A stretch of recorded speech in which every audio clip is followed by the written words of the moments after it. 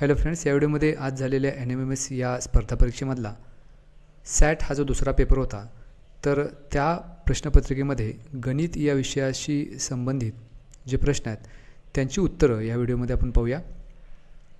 सुरुवात करूया या पहिल्या प्रश्नापासून. पहिला प्रश्न असा आहे की ही आकृती दिली आणि त्याच्यामध्ये ओ हा वर्तुळाचा केंद्रबिंदू दिला आहे, OD ही त्रिज्या 10 आहे, OM 6 आहे, तर ABची लांबी विचारली.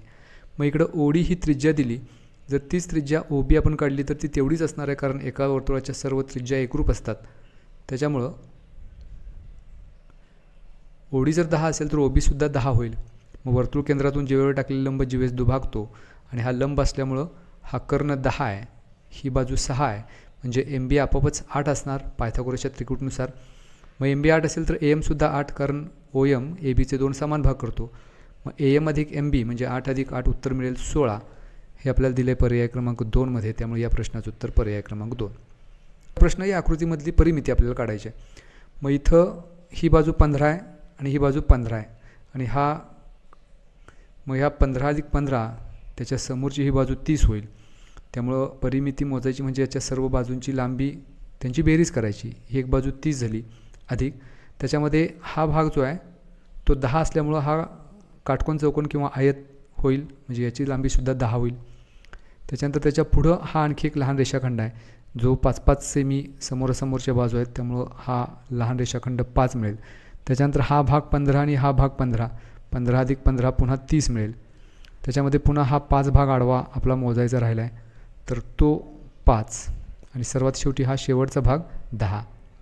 या सर्वांची बेरीज म्हणजे परिमिती. मग इथं 30 आणि 30 60, 70 80 आणि 10 90. परिमिती येईल 90 सेमी. इथं दिले पर्याय क्रमांक 1 मध्ये, त्यामुळे या प्रश्नाचं उत्तर पर्याय क्रमांक 1. पुढचा प्रश्न -7 आणि -2 यातली लहान संख्या कोणती असा प्रश्न आहे. तर -7 ही संख्या लहान आहे, त्यामुळे पर्याय क्रमांक 2 हे याचं उत्तर येईल. पुढचा प्रश्न आहे A अधिक B कंसाचं घन वजा A वजा B कंसाचं घन याचे सोपे रूपक खालीलपैकी कोणते. मग A अधिक B कंसाचं घन जे आहे त्याचं विस्तार सूत्र आपल्याला लिहावं लागेल. A घन अधिक 3A वर्ग B अधिक 3AB वर्ग अधिक Bचा घन, आणि याच्यामधून आपल्याला A वजा Bचं घनरूप वजा करायचं आहे. मग A वजा B कंसाचं घन त्याचं सूत्र आपण लिहू Aचा घन, आता इथं वजा असल्यामुळं वजा 3A वर्ग B अधिक 3AB वर्ग वजा Bचा घन. आता हे वजा चिन्ह जर मधलं काढून टाकलं तर कंसातल्या प्रत्येक पदाचं चिन्ह बदलेल, म्हणजे हे अधिकचं वजा होतील, वजाचे अधिक, पुन्हा हे अधिकचे वजा होतील आणि वजाचे अधिक. मग इथं वजा A घन अधिक A घन निघून जाईल. त्याच्यानंतर अधिक 3AB वर्ग वजा 3AB वर्ग निघून जाईल. 3A वर्ग B अधिक 3A वर्ग B उत्तर मिळेल 6A वर्ग B. B घन अधिक B घन उत्तर मिळेल अधिक 2B घन. हे झालं सोपं रूप. आता हा पर्याय आपल्याला दिला आहे 6A वर्ग B अधिक 2B घन, पर्याय क्रमांक 4 मध्ये, त्यामुळे या प्रश्नाचं उत्तर येईल पर्याय क्रमांक 4. पुढचा प्रश्न आहे N आणि M हे समप्रमाणात आहेत. M बरोबर 3 असताना N बरोबर 12, तर N बरोबर 20 असताना M ची किंमत किती. मग इथं N आणि M ही दोन चल आहेत, यांच्यामध्ये समचलन आहे. M ची किंमत 3 असताना N ची किंमत 12 आहे, तर N ची किंमत 20 असताना M ची किती असेल असा प्रश्न आहे. मग इथे M ची किंमत आपण X घेऊया. हे समप्रमाणात असल्यामुळं या दोन्ही चलांचं गुणोत्तर समान असेल, म्हणजे 12/3 आणि 20/x ही दोन्ही गुणोत्तर समान असणार आहेत. मग Xची किंमत काढायला तर डाव्या बाजूला घेऊया, 20 आहे तसंच, 12/3 जर त्या बाजूला घेतले तर 3/12 होतील. इथं 3 भाग घालू तर 3 चौक 12, पुन्हा 4 भाग घालू तर 4 पंचे 20, म्हणजे X बरोबर 5 गुणिले 1 म्हणजेच 5. मग X म्हणजेच काय, तर इथं M ची किंमत घेतली. N ची किंमत 20 असताना M ची किंमत मिळेल 5, म्हणजे M बरोबर 5 हे आपल्याला पर्याय क्रमांक 2 मध्ये दिले, त्यामुळे या प्रश्नाचं उत्तर पर्याय क्रमांक 2. पुढचा प्रश्न माझ्या मित्राचे वय माझ्या वयाच्या निम्म्यापेक्षा 5 वर्ष जास्त आहे. माझे वय X आहे, तर मित्राचे वय किती. माझं वय दिलं आहे X, मित्राचं वय त्याच्या निम्म्यापेक्षा, निम्म करायचं म्हणजे त्याला 2 भागायचं आणि त्याच्यापेक्षा 5 जास्त आहे म्हणून त्यात 5 मिळवायचं. हे झालं मित्राचं वय, X/2 अधिक 5. मग हे दिले आपल्याला पर्याय क्रमांक 4 मध्ये, त्यामुळे या प्रश्नाचं उत्तर पर्याय क्रमांक 4. पुढचा प्रश्न हा भागाकार याचं संक्षिप्त रूप लिहायचं आहे. 40m चा वर्ग छेद 30m चा घन याचं विस्तारसूत्र लिहायचं आहे. मग इथं शून्याला शून्य निघून जाईल. m वर्ग अंशातले आणि छेदातले m घन, त्या m घनमधला m वर्ग निघून जाईल. म्हणजे छेदामध्ये m शिल्लक राहील आणि अंशात 4 छेदात 3. उत्तर येईल आपलं 4/3m. मग 4/3m हे आपल्याला पर्याय क्रमांक 1 मध्ये दिले. त्यामुळे या प्रश्नाचं उत्तर पर्याय क्रमांक 1. पुढचा प्रश्न आहे घनमुळात 0.125. 0.125चं घनमूळ येईल 0.5. कारण 0.5 गुणिले 0.5 गुणिले 0.5 उत्तर मिळेल 0.125. त्यामुळं 0.125चं घनमूळ येईल 0.5 पर्याय क्रमांक 3. पुढचा प्रश्न आहे 5,000 रुपये रकमेचे 3 वर्षांची चक्रवाढ व्याजाने 6,655 रुपये रास होते, तर व्याजाचा दर किती? मग इथं राशीचं सूत्र वापरायचं. A बरोबर P कंसात 1 अधिक R/100 कंसाचा n वा घात. मग इथं रास दिली 6,655, मुद्दल दिलेला आहे 5,000 कंसात 1 अधिक व्याजाचा दर R काढायचा आहे, ते तसंच ठेवूया. आणि n म्हणजेच मुदत, इथं 3 वर्षाची ही चक्रवाढ दिली त्यामुळे n ची किंमत 3 घ्यायची. 5,000 आपण डाव्या बाजूला घेऊया, छेदात जातील आणि या बाजूला शिल्लक राहील 1 अधिक R/100 कंसाचा 3रा घात. मग इथं जर भाग घालवला 6,655ला 5,000नं तर 1.331 येतो. कंसाचा 3रा घात आणि कंसाच्या आतमध्ये R आहे, त्यामुळे या दोन्ही बाजूचं घनमूळ घ्यावं लागेल. मग उजव्या बाजूचं जर घनमूळ घेतलं तर 1 अधिक R/100 ते आहे तसंच येईल आणि 1.331 त्याचं घनमूळ येईल 1.1. कारण 11चा घन 1,331 आहे. मग 1.331चं घनमूळ येईल 1.1. मग आता हे 1.1 डाव्या बाजूला आहे तसंच ठेवूया. उजव्या बाजूचे 1 जर डाव्या बाजूला घेतले तर वजा 1 होतील, बरोबर R/100. 1.1 वजा 1 म्हणजे 0.1. छेदातले 100 जर डाव्या बाजूला घेतले तर अंशात जातील, बरोबर R. 0.1 गुणिले 100 म्हणजे 10 बरोबर R.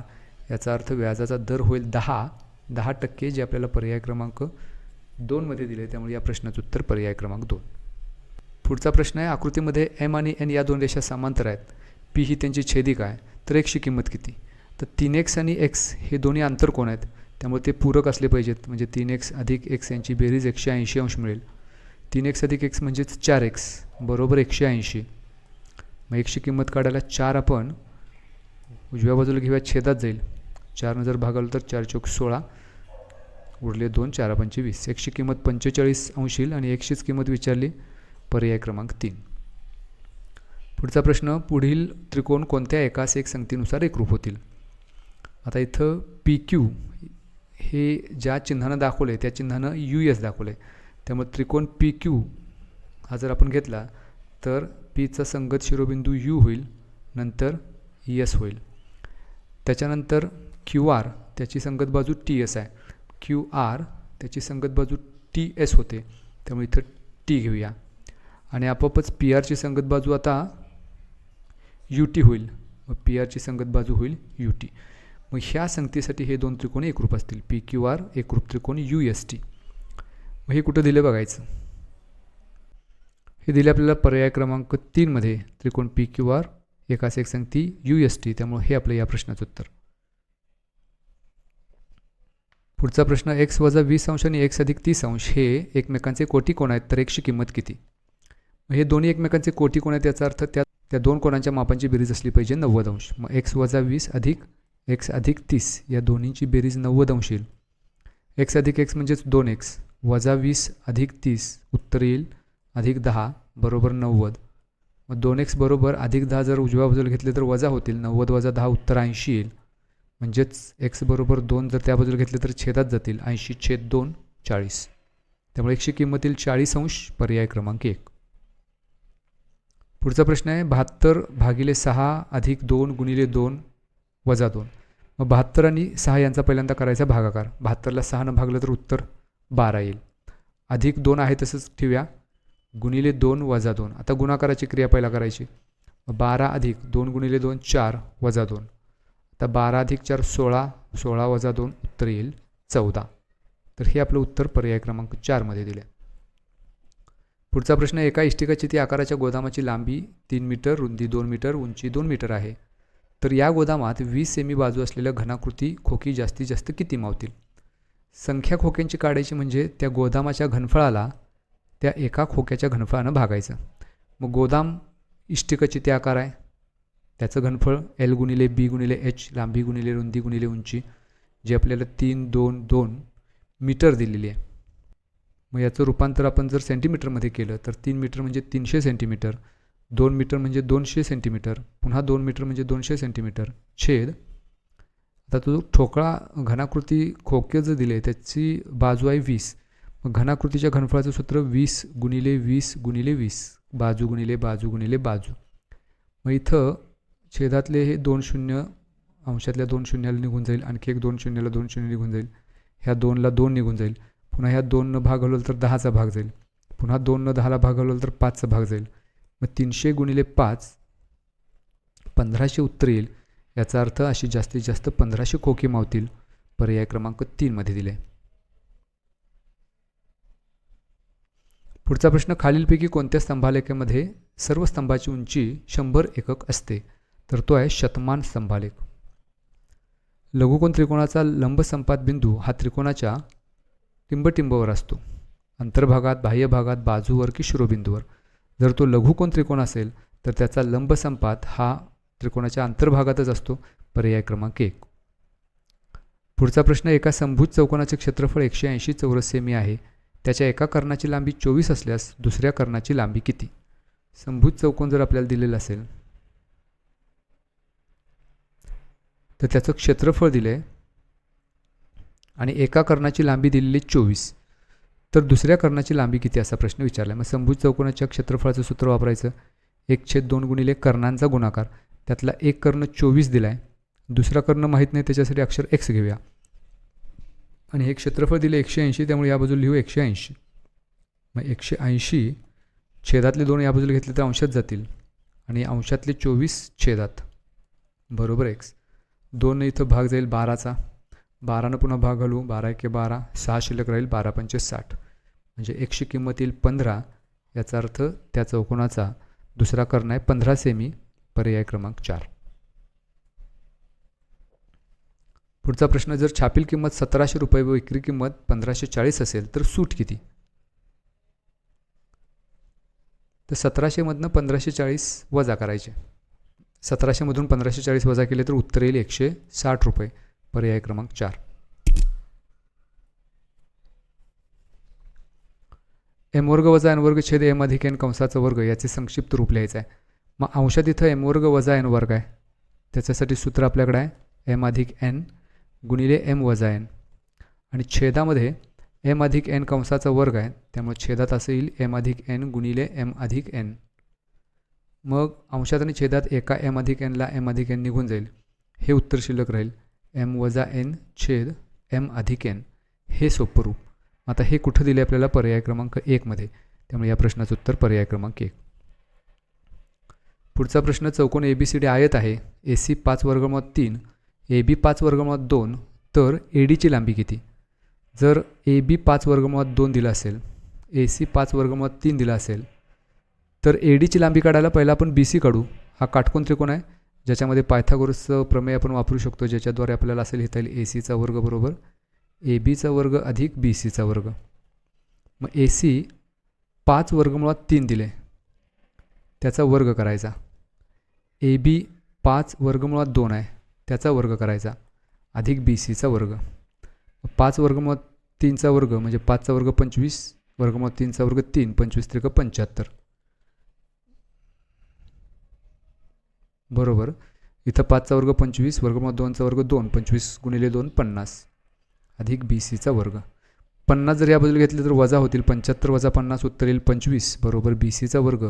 वर्गमूळ घेतलं तर 5 येईल, म्हणजे BC ची लांबी 5 मिळाली, आणि हा आयत असल्यामुळं AD ची लांबीसुद्धा मग असेल 5 सेमीच, जे आपल्याला पर्याय क्रमांक 2 मध्ये दिले, त्यामुळं पर्याय क्रमांक 2 हे या प्रश्नाचं उत्तर.